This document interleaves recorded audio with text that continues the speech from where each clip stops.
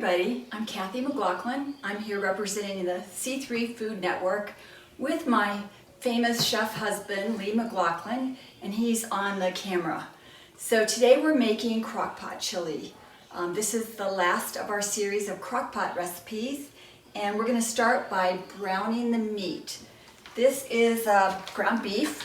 This happens to be organic grass-fed, but just try to get the best quality meat that you can. I am throwing it into the pan. It's already hot. And then I'm just going to break it up a little bit and start it browning.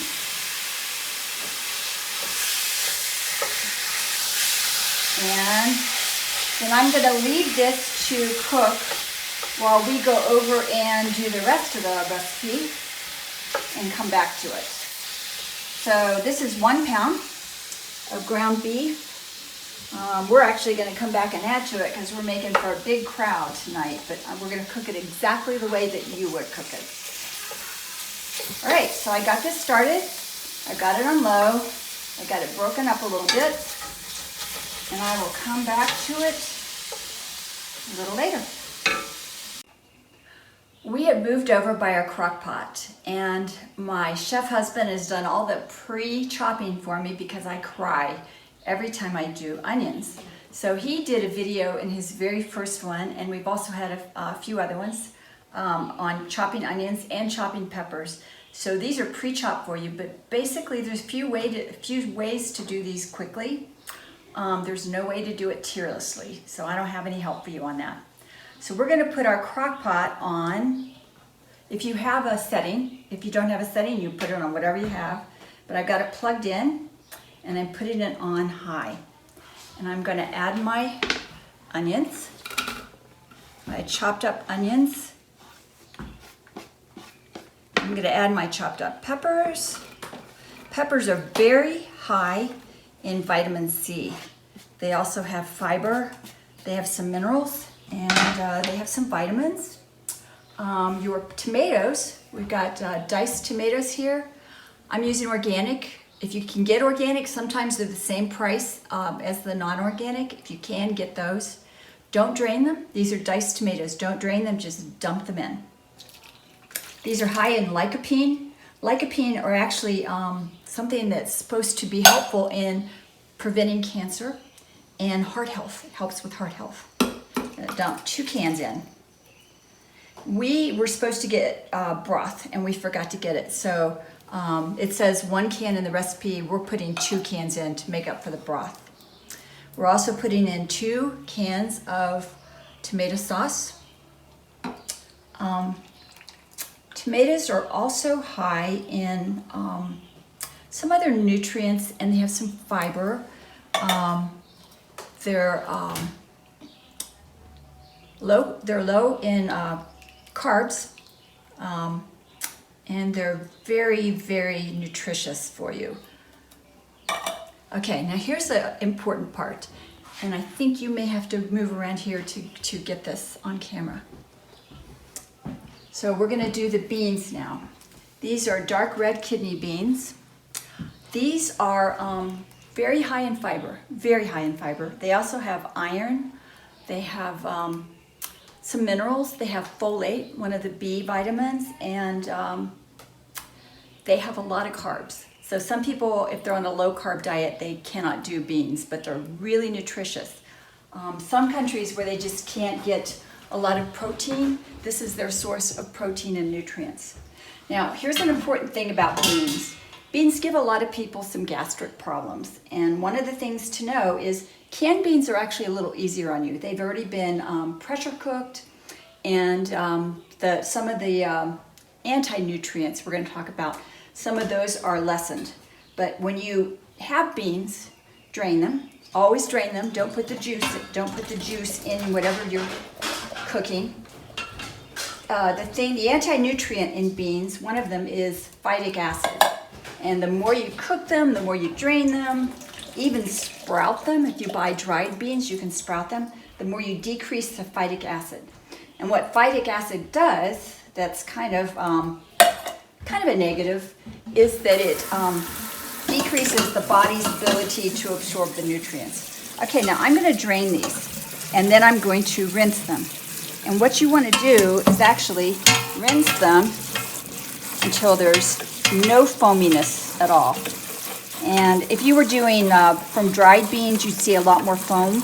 But because these have already been processed a lot, you're going to see less foam. So these have less of the anti-nutrients. Don't hesitate, though, to get dried beans. They're great. They're cheap. And you can sprout them and do wonderful things with them. Okay, now I'm just going to shake off the fluid. And I'm going to add these to our crock pot. Oh, I washed my hands really well right before I started cooking. It's always a good thing. You always want to have clean hands. And there's all kinds of information on how to wash your hands because of the coronavirus. Okay, you can make a homemade seasoning, but homemade seasoning involves having a whole bunch of different spices, which are expensive. So we're just going to do the McCormick chili seasoning. You can buy hot, medium, or mild. This is hot. Just dump it in. If you like it less spicy, put in less. If you like it more spicy, put in more. And this is inexpensive, easy to use. Okay, I forgot to get a spoon. And I don't know where the spoons are. Hold on. Okay, I'm gonna give this a quick stir. And then I'm gonna go back and check on my hamburger.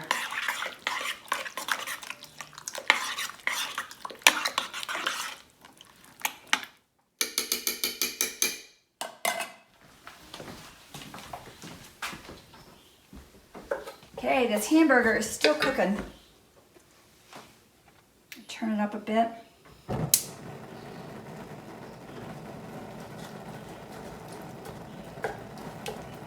turned it down really low, so it basically didn't cook very much. Your hamburger, hopefully you can get it hormone-free, pesticide-free.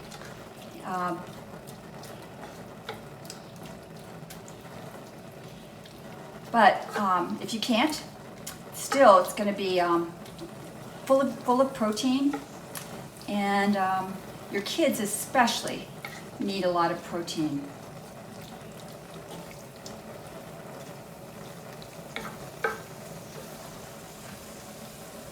I think we're going to let this cook a little longer and come back. Oh, I'm going to show you, while this is finishing up on the higher heat, I'm going to show you how to cut up a pepper. So, we already put the peppers in because my husband chopped them, but this isn't our kitchen. This is actually our son's kitchen. Okay, with the pepper, just cut off the top like this. I'm not cutting all the way through because I don't want to get the seeds. So I'm just kind of cutting there. And then I'm going to cut the bottom completely off like that. And I'm going to come down through it like that. I'm just going to unroll it.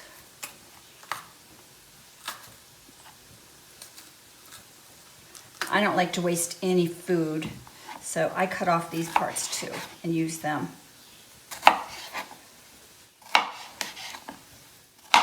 Then I don't have to deal with all those seeds and getting those all out. Then all you have to do is chop your pepper up like this.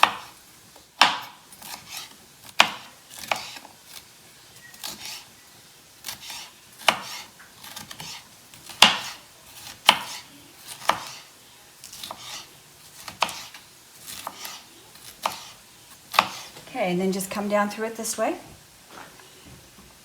And this is called coarse chopping. You can do it finely diced.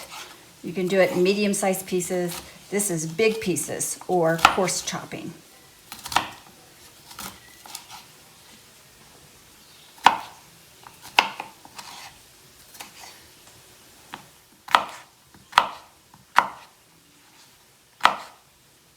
Okay, I'm just going to throw this in because we're going to be adding some other things for our big crew later.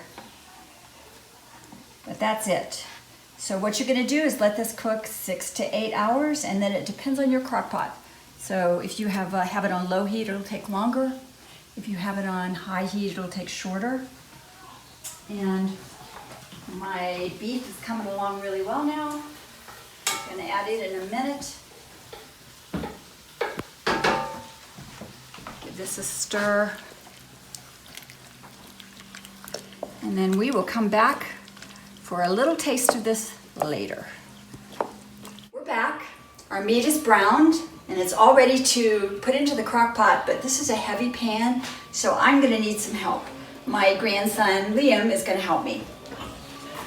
Carry it over, and Liam's gonna scrape it right into the crock pot.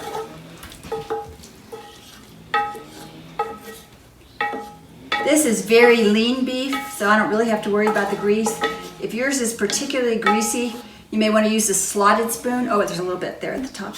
Slotted spoon to leave the grease behind, or drain it with like a screen or a lid. And we'll come back in just a minute and taste it. Hi, we're back. It's done, and we're going to give it the taste test. See how it is.